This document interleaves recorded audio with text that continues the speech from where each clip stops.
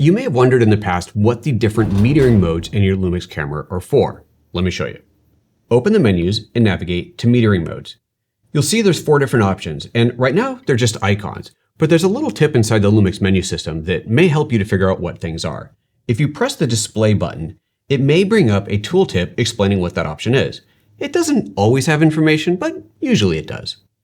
The first one says measure brightness of the whole screen automatically. So this is essentially a general metering. It's a multi-zone metering evaluating the whole scene, trying to get the best possible exposure, no matter what's in frame. And if we look at this metering mode activated now, you can see that the exposure is pretty good.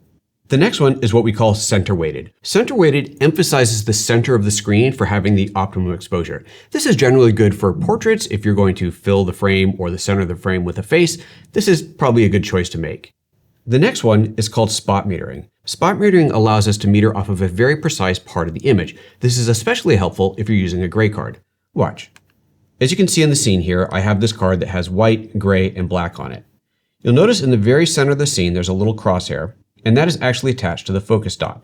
If I move that over and point it at something else, that is now what the camera is metering off of. And you can see that the image just got darker because I told it to meter off of pure white, and pure white is not middle gray. The camera wants it to be middle gray, so you can see that it has adjusted accordingly.